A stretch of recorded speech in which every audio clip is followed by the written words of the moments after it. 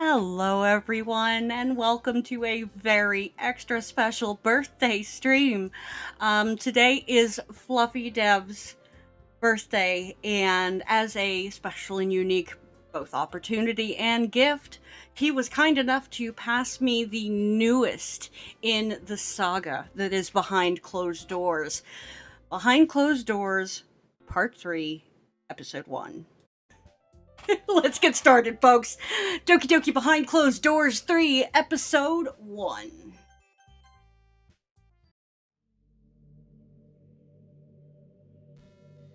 Life imitates art. Far more than art imitates life. Oscar Wilde. Nice quote. This statement is offered for its meaning. Something I'd like to expand on before we proceed. I'm assuming this is Monica. Art gives us villains, twisted hearts who lurk in the shadows, and poised to pounce on their prey. But villains are just a vessel to harbor hatred, give a sense of justice when they're defeated. In life, there are no inevitable happy endings. Good people are not always rewarded, just as bad people are not always punished. At first, art imitates life. Then, life will imitate art. Then life will find its very existence from the arts. I am not going to even risk butchering that name, but when does a story become more? No longer a work of fiction, but an anecdote of something yet to come. In this world, we seek to create villains on the screen, the page, and the canvas. Because those truly worthy of that name are secluded behind closed doors. There is more to cruelty than physical damage. It's the corruption which festers deep in the layers below that is truly malignant. A person could inflict abject terror upon another without even raising a finger. Words are knives that often leave scars. I really like your quote dropping here, Fluffy. This is really, really awesome. I'm really digging this. So, what happens when all you can do is fall apart? So, the PC's point of view, so the player. Classroom is abuzz with chatter, and the rustling of paper as posters are shuffled. Monica begins lifting them to the wall and stapling them in place, holding a conversation with Sayori as she does. If we raise enough, we'll be allowed to do this again next year. It's our way of giving back to the community. I'm so excited! When we decided on a bake sale, I kind of thought it would just be Natsuki's thing. But baking together is so much more fun! Monica looks over at Natsuki, concerned expression, grimacing her soft features. You know, we should let Natsuki think it's her thing. I've been worried about her. Doesn't seem like herself lately. Today is the first time I've seen her smile in months. But she always says she's fine when I ask. Come to think of it, she never comes to spend time with us outside the school anymore. Even during the club, breathes silently in the corner and looks sad. But we're going to do our best to cheer her up. Right. Hopefully it's just a blue spell. Maybe she's lost a family member or learned some bad news. If it's something more than that, she'd tell us, right? Not always that simple. I was afraid to reach out when I was depressed because I felt like a burden. It's a good job you realize that you're not a burden. We might have lost you otherwise. But if Natsuki's going through the same thing, we have to help her. Not much we can do unless she confides in us. Been trying to help since the semester started again. If we can gain a clue as to why she's feeling sad, We might be able to use it to help her open up. Good idea. I'll make sure that... Finished! Natsuki proudly motions to a spread of delicious-looking breads, biscuits, and cakes. It looks amazing. If they don't open the door soon, I'm gonna eat the whole spread myself. Didn't Yuri go check on that? The school's debating allowing members of the club since it's a charity thing, but any old weirdo could just wander in. Probably best they don't let that happen. Doors are open. There was too much risk involved with opening to the public, but our parents were notified about an hour ago. All right, let's get things started. Good luck, everyone. Let's do our best. The club room fills with people, parents and siblings of the students at Shinzo Academy. Each club member stands behind their respective desk, offering the baked goods they'd earlier prepared. I'm not late, am I? Suki's father, Itami Isashi, walks into the club room and stops at Monika's desk. Ugh, everything's sold out. Itami! Hi! Not quite everything. I still have some caramel shortbread left over if you want it. Caramel shortbread sounds wonderful. Tommy pays for the shortbread, watching Monika's delicate handiwork as she wraps the purchase in pink paper. That's everything from my stall sold. Natsuki will be delighted. Is she doing okay? She's becoming distant from me. I was hoping this event would lift her spirits. Spirit, nice. They both look over at Natsuki, who sat on her empty desk, legs swinging lightly as she chats to a customer. Nick. Oh, what? 74! What is up, my dude? Thank you for the follow. That's right, there are things and sound effects that are going to be taking place, and they might jump scare me if I'm not careful. Welcome! It's Yuri's brother, Hiroki. Okay, extra character. He's holding a cupcake in both hands and taking occasional bites as they talk. She certainly seems to be having fun. I think she's perhaps coming out of her shell a bit. I'm glad to hear it. It's terrible when your child is sad and you don't know how to help her. Well, I'll be going before she sees me. It's embarrassing to see your old dad at school. Tommy leaves the club room unnoticed by his daughter, starting to unwrap the shortbread as he walks. Natsuki captures Hiroki's wrist and pulls him to the manga closet, giggling as she does. Guitar, though! That's so cool! Do you really think so?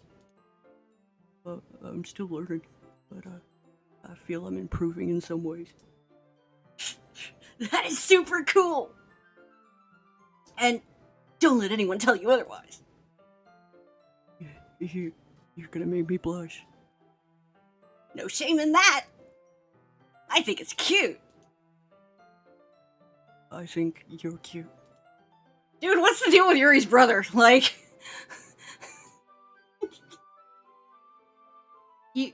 You do? Yes. Natsuki feels her heart flutter, exploding into butterflies. She stares shyly at Hiroki. I don't know why that's the thing. I have concerns. He exists. Yes, he does. But she can't return his affection. Jerry belongs to someone. That's right! I'm sorry. Did I speak out of line? It's not that. It's just... I think Monika needs my help. I gotta go. Sorry! Alright. Feeling slightly awkward, Hiroki leaves the club room as everyone else files out. Okay, it is a British thing, that's what I figured. Once the bake sale is over, girls count up their profits and proudly report them to the teacher.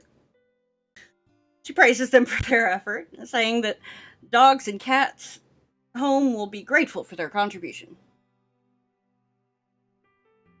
Natsuki's the last to leave, taking deliberately longer to clear away her things. But she'll have to go home sooner or later. There's no point in delaying. Hiroki told her how he's learning to play the guitar, that he'd love it if she joined him on Saturday. She'd have been happy to go, spend time with him and Yuri. But it was too close to a date to be acceptable. Father would be furious if he knew she'd even been talking to a boy, let alone that she wanted to visit the house of one. At least, he'd never know. It would be a safe secret. Comforted by that thought, he heads home. When she enters the house, oh, this music. When she enters the house, her father waiting for her. Hey. Hello. Is it okay if I go up to my room? Don't want to tell me about your day? Oh, sure. What do you want to know? The atmosphere around them is tense and uneasy. Doesn't feel welcoming at all. Nope, don't make Daddy angry. How did the bake sale go? It was fun.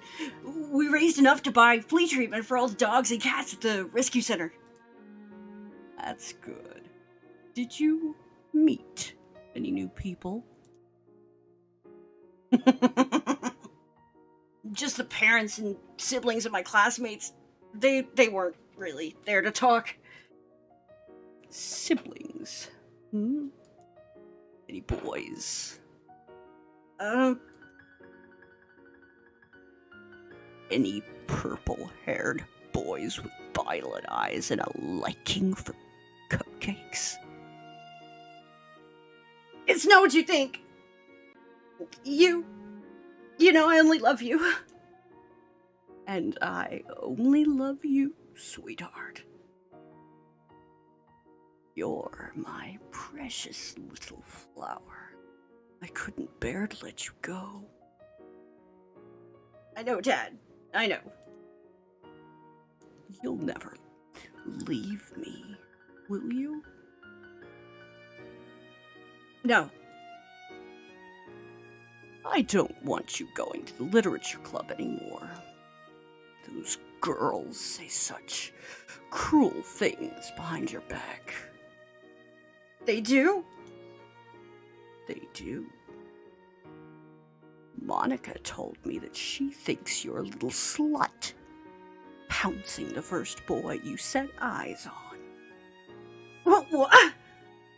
And she called you fat for stuffing your face with cupcakes. I only had one. As for Yuri, I heard her say you need the flea treatment more than the strays. That you're a filthy animal. Filthy whore. They wouldn't. They did. I defended you wholeheartedly. Told them how special you are. That just made things worse. But I thought... I know, honey. I know. Come here. Tommy opens his arms to his distressed daughter. She falls into them, sobbing softly. It's all right. I'm here. I'll always be here. Come on, let's get an early night. Snuggling up with Daddy will make you feel all better. Now waiting for an answer, he takes her hand, starts leading her up the stairs towards his bedroom. Wow, okay, well then, that was intense. What has gotten into you lately? I didn't mean anything offensive. I was just... You're always just something. Who broke you? You're so stuck up. Natsuki, calm down, hon. I will not calm down. And don't act like you care. You think I'm a slut. I would never think that. I'm influenced by the programs I watch, that's fair. And you! Me? You're always looking down on me. You think I'm trash. I don't think you're trash at all. Who said these things? They did! Nobody has said anything bad about you, Natsuki.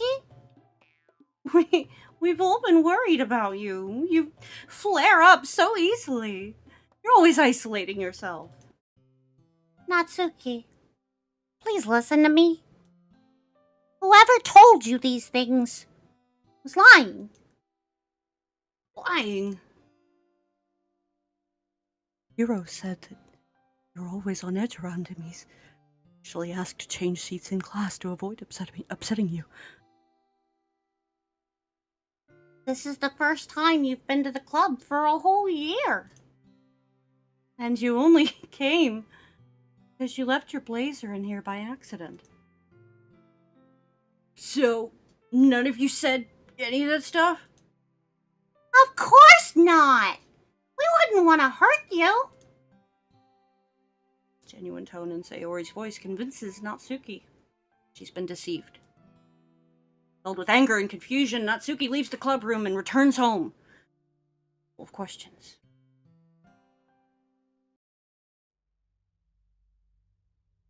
I need to get a drink.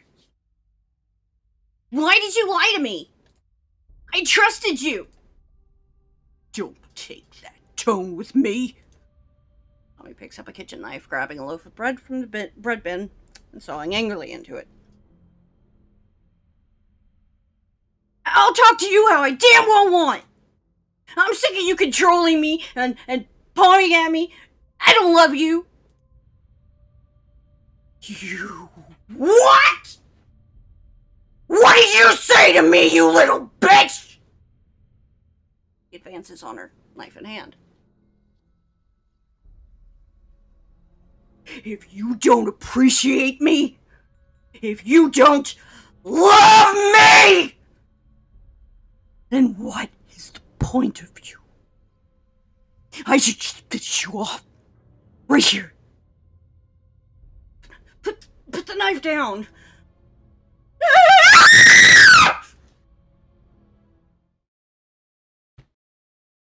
Well, shit.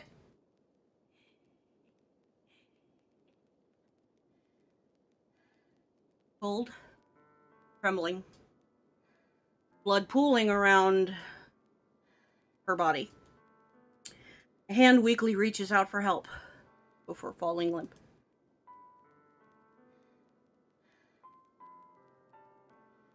Wait.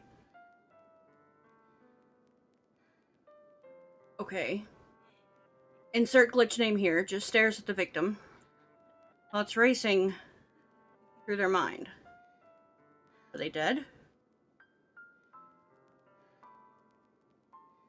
They need to hide the body. May it be cadaver or just unconscious. Yes, F in chat for the fallen lowly. There are some old sacks in the cellar, which would allow him to drag it down there without too much mess. Wraps the body carefully, getting blood all over his hands. Stench is indescribable, nauseating, doesn't even begin to cover it. Gripping the bunched fabric of the sack, he begins to drag the inert form across the floor. He pushes the door open with his foot, cold night air greeting him as he steps outside. The cellar is the old-fashioned kind, dug into the ground. He lifts the creaky cellar hatch, flipping it onto its back. Breath exhaled, crystallizing in the icy atmosphere. Then he begins to drag the dead weight down the stone steps. Oh! Oh!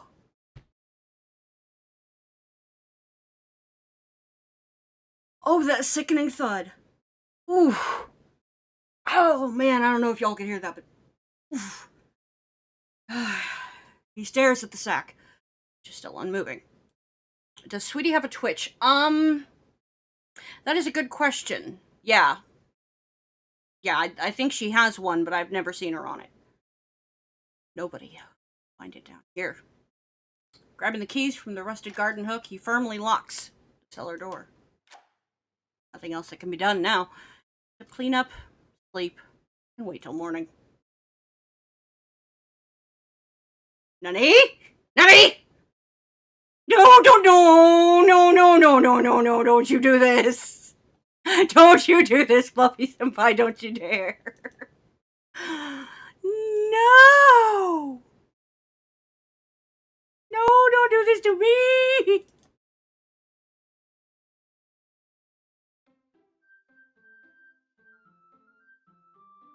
There will be blood! Oh my god, don't do this! No!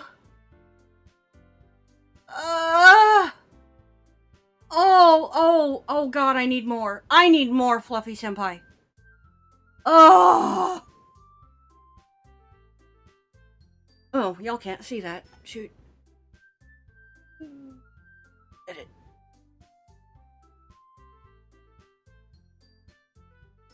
There we go. Wow. We need more. Oh my gosh. Oh my goodness gracious. That was amazing. That was amazing. That was a ride. Yes. That was such a ride. Oh my gosh. Oh. Dude, like I'm telling you, Jazz-senpai, you and your commas. Yeah, so, alright. Well, that is going to do it for episode 1. Behind Closed Doors, part 3. This has been one hell of an experience, and I can't wait for more. I can't wait for more. So, let's see. We've only really been at this 45 minutes. What time is it now?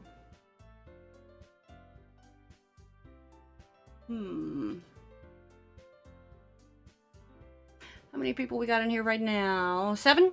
Who wants to keep going? I have a treasure trove of mods that I have yet to poke at.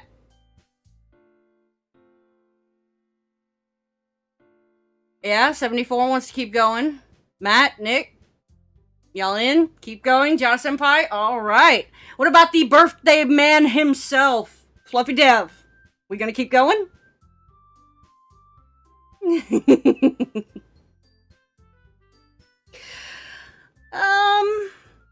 That's a good question. So we're gonna quit this. Those of you who don't know, I am in the process of very, very early development for Doki Doki Indigo Epiphany. It's a new mod I have coming out at some point. It'll be done when it's done. But I have a Discord there, and I have a schedule of mods. Let's see what's next on that docket.